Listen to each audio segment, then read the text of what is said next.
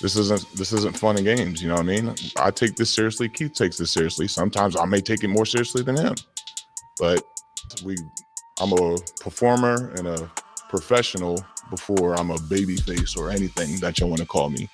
I'm going to go out there and do what I do, regardless of the crowd's behind me or not. I'm going to go out there, throw touchdown passes, whether they boo me or not. I'm still going to score. I am very competitive. I'm sorry. We didn't really have problems. We had like a little dip in the road, and we fixed that.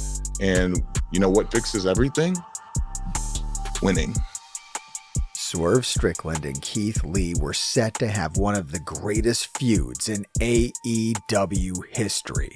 After defeating the Young Bucks and Team Taz to claim the AEW World Tag Team Championship titles, the seeds of a feud were planted, as it was shown multiple times that there were serious trust issues between Lee and Strickland. I read everybody in here. I literally listen to all your podcasts, and I heard what y'all tell you about, because the first thing that y'all said when we won the tag titles, no congratulations, no, oh man, y'all finally got your opportunities. Oh man, like everything that Keith Lee's gone through with like almost dying from having COVID and everything like that, coming from where he came from, me, misunderstandings, let go out of this, all this stuff we went through. We finally climbed the mountaintop. There was so much ridicule and bullshit against us that, we don't deserve this. This should have went to these opportunities. This opportunity should have went to these guys. No, I think these guys should have it. Everybody's saying it should go everywhere else, but I'm sorry, it's here, and I'm not going to apologize for that. I'm actually going to freaking gloat about that, and I'm going to raise my belts up high because I earned that. I think that I can't imagine a better match for New York than, hypothetically, a rematch between Keith and Swerve versus the Acclaimed. Okay, well, Why? I mean, come on. It's a great match in their hometown. So the reality is this. I don't know how much more we got to keep proving to everybody. And why do they keep getting these Here's my challenge to Acclaimed. Okay, they stepped up tonight. My challenge is, if this is the match, confirmed. Well, I'm just saying, I think it would be a great match. Are you confirming people this? are asking me. I mean, you're asking me right now. I think it would be the best thing we could do at Grand Slam. I think they asking because they want to see. I think they asking. No, Tony. I'm sorry. I think they asking because this is another fucking tag team that's coming up that says they want the belts on them rather than us. How many more times are we going to do that? You heard the reaction of the crowd. Y'all want them to win? I find it interesting. They're not better than us. Sorry. So I will say this. It's interesting that in our losses, we had to go down the ladder, but you want to do this rematch. Get Billy Gunn's ass the fuck out of there, too. Well, yeah. Oh, my God. He was like a high school cheerleader out there. That was incredible in a sad way. But I need to take some time and think about it. But I'm just saying, I think it'll be a great match for Grand Slam, and it'd be great for the fans in New York. I'll be glad to whip their ass again. I'm cool. Like, whatever. It's what it is. Miss me with it altogether. But, I mean, you pay the bills, man. So you do what you got to do. All right, well, I'll be there. If that's the way we go, I think it sounds pretty good. All right. Don't be surprised somebody get hurt. All right. We done? We done or we done? I'm not a part of that statement. The video you're watching is just one part of a series of videos on this channel that I'm making, so make sure you check out all the other parts linked in the playlist at the end of the video, and subscribe so you get notified when new videos in the series are released. After they lost the championship titles to the Acclaimed at Grand Slam and failed to recapture them at Full Gear 2022, the two would team up one final time at the Ring of Honor Final Battle pay-per-view, but this time it would be Swerve who would walk out on Lee. Due to an injury that Lee had been working through since Grand Slam, the feud would need to wait for its ultimate conclusion. What we would get instead would be the formation of the Mogul Affiliates, where Swerve would employ the services of Parker Boudreaux and Trench, and start a feud with Sting and Darby Allin.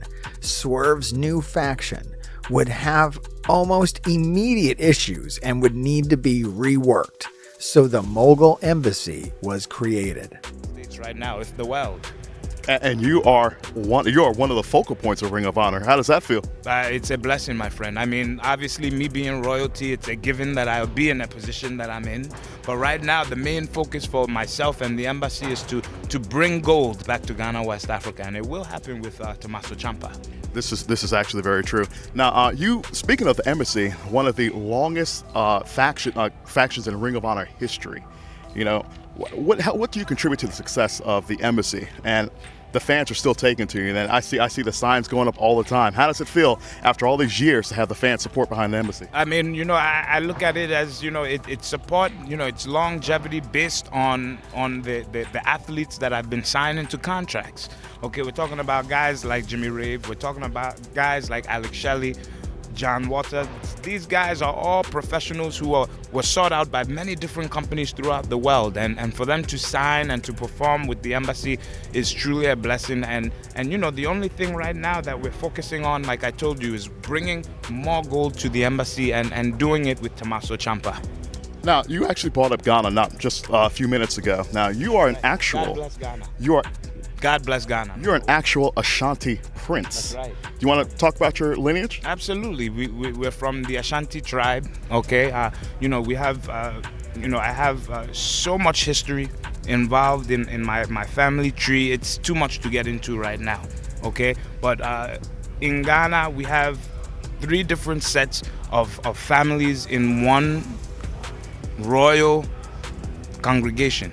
Okay, and the congregation that I am affiliated with, I happen to be one of the lead people in that organization. So it's a big thing. It's a shoot, okay, the word that they use in the wrestling business, and it's real. So one day, if you see someone come and cut a goat head in front of my feet, you'll know that I'll be leaving the States to go back home to Ghana. The original embassy was formed in Ring of Honor in 2004 by Prince Nana, and would be active on and off over the years there. In 2022, the embassy was reformed with the tag team known as the Gates of Agony, Bishop Khan and Toa Leona, Brian Cage, and Jonathan Gresham.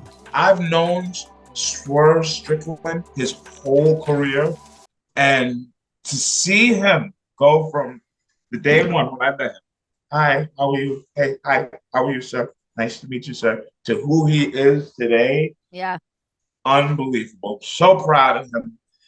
He is going to be a problem. He is going to be a problem in the wrestling industry. Give it 6 more months of what we have planned and what we're going to put together, because like everything came together, and it's not like I was sitting here like, oh, I gotta get close to Swerve because he's working with Rick Ross. Like, I'm not that. Like I told you, I stopped doing the photography thing to focus on me. So like, it's nice to meet Rick Ross and it's nice to meet this rapper and that rapper, but we're all trying to feed our families here. That's why we're here. Rick Ross is showing up to AEW because he loves this stuff and he realizes and recognizes who Tony Khan is, who Swerve is, what the embassy mogul is about. And they want to be involved with it, and that's why I fell in love with Swerve. Swerve, you know, learned the craft for the last 15 years. You know, did it at a level where he was just, you know, hey, putting guys over. Hey, I'm just here. I'm, you know, not really being too loud. You know, because he knew there were people in front of him. And you know, hey, hi, how you doing?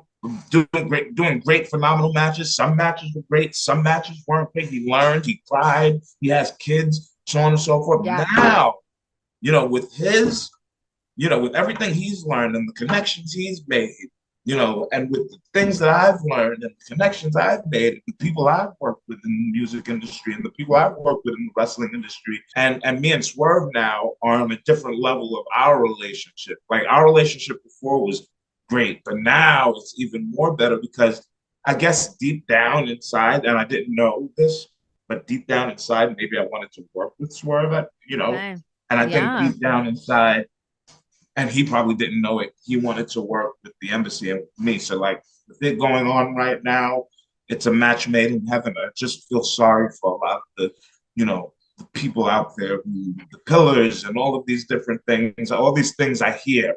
All right, I really feel sorry for these guys because, you know, it's time for us to take what's ours. And Nana came in, and then Nana was just like, at first, like, you'll see the first couple entrances. We actually looked at this yesterday. They YouTubed it and showed, like, this is the first time you came out and Nana started actually dancing. Yeah. But he was just, like, waving with it. And he was doing like that. And that's when we had them all of, like, Toa Leone and Khan and Brian Cage right there.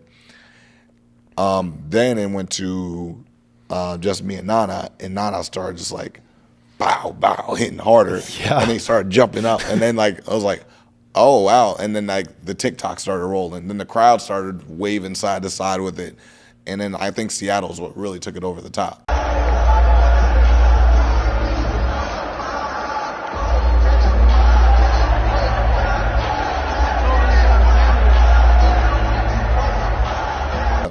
But the song was out for a year, almost a year and a half at that time.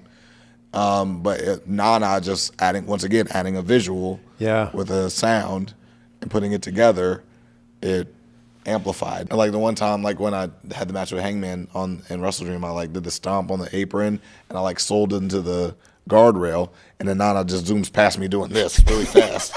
I didn't know that happened until I watched it back, and then that became a thing. And I was like, that's hilarious. I couldn't tell him to do that. There's no way I could tell him, I do this. And then he's like, you make sure you do this. There's no way. And that's one of the things are like, he's so loose because I'm so loose. When I'm so loose and he's so loose. If I was so uptight and it like so like overproducing and just like, hey, you need to be here. I want this and don't do this because like that's not what managers do. That's not what heels and bad people do. Yeah. I'm like, no. Who are you as a person? That's going to bleed through no matter what. People are going to understand what you are, who you are, your motive, your feelings towards this, your purpose, if you just be the person you are. And that's where I'm like, just be. For a moment, AR Fox would join the group, but due to visa issues would quickly be removed from the group, and this was a major letdown for fans of Lucha Underground since the team of Swerve and AR Fox had so much history it could draw from. But maybe this was for the best for Swerve, since after a disappointment against Sting and Darby Allin at Wembley, where Swerve would be defeated and shut in a coffin, things would get very serious for Swerve, and he would come back more focused than ever on the main event scene. You can't take me to hell. You're already there. You can't take me somewhere that I've already been. And I have real estate in you, son of a bitch. Texas, LA, I don't care if it's Seattle.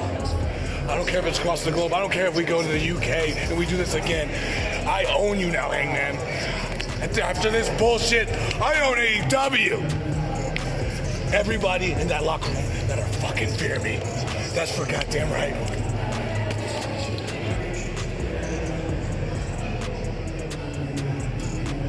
Like I said, I'm just getting started in this. Whose house? This is Swerve's house. No. This is Swerve's dungeon. And I'm hanging everybody like the executioner that I am. Believe that. Hangman, we better be done. Because the next time you step in the ring with me, you're dead.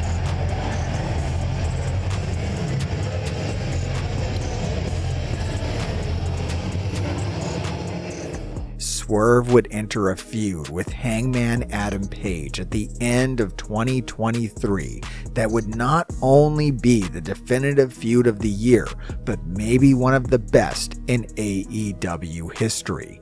The highlight being the insane, over-the-top Texas death match that was easily the match of the night during Full Gear that November.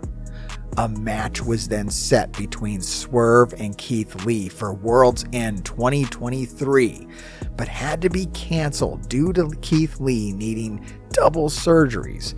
So instead, Swerve would have a bloody and violent match with Dustin Rhodes to end the year. 2024 would see Swerve win the AEW World Championship.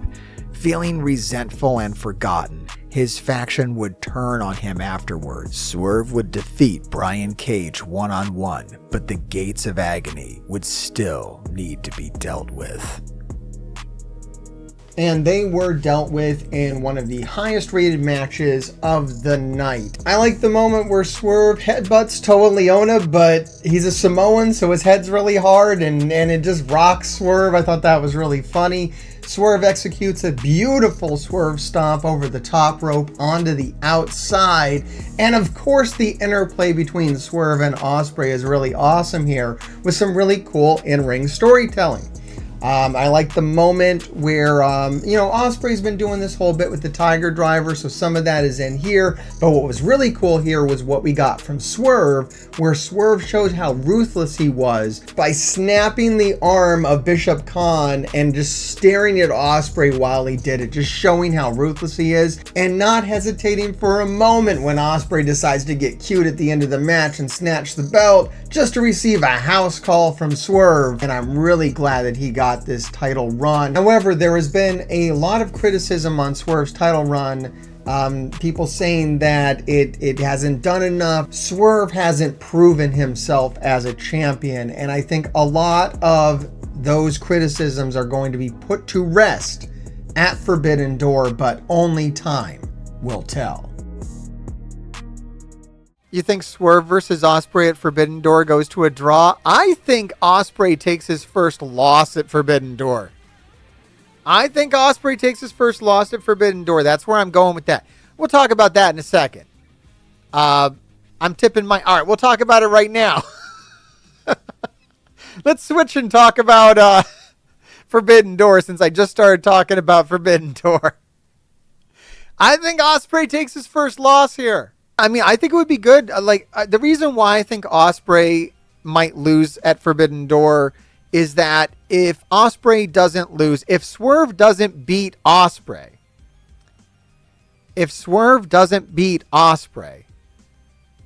then I don't know what the Swerve Championship has been. I don't know what... This would be something for Swerve to say. I beat Ospreay as champion. The best wrestler in the world took a run at me, and I beat him. That raises Swerve's stock. This makes Swerve a real champion, in my opinion. Who did Swerve beat for the belt? Samoa Joe? Yeah, guy, I don't know. MJF had already beat Samoa Joe. Swerve didn't beat MJF. MJF is the strongest character in a... All right, I'm a video game guy. So a lot of times when I look at the AEW roster, I think in terms of like video games and power levels. And if we look at AEW historically, MJF is the strongest character in the game. He is OPAF. Okay? And Swerve never beat him. So that's huge. Will Ospreay, on paper, looks like he might be the strongest character in the game. So if Swerve beats him, that's going to elevate him quite a bit. Swerve has taken a lot of heat for his championship run because he hasn't really been able to do much. This would be a lot. If he beats Ospreay, that's a big deal, and then people got to kind of... I don't think people are going to be dissing on Swerve's championship run as much if he beats Ospreay. Oh, you think Don Callis is going to come out and sabotage Ospreay? Look, I'm going to go even further, man. I'm going to say Swerve beats Ospreay clean. I don't think it's as good if somebody has to sabotage Ospreay. I mean, maybe, but I just think Swerve is going to win clean. I say Swerve wins clean. That's my desired outcome, actually. I think Ospreay has been pushed to the moon. I don't think it's going to hurt Ospreay to take a loss against the AEW World Champion. Yeah, no way that Will Ospreay losing is going to hurt him at this point. He's clearly the best wrestler.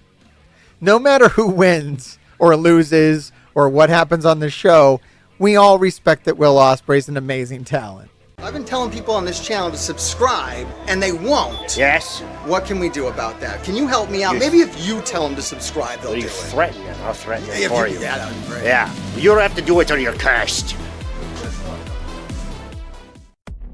The director of The Switch just recently released a movie about 4 drag queens who end up defending a biker bar from a vampire attack. It's called Slay, and it sounds fucking awesome.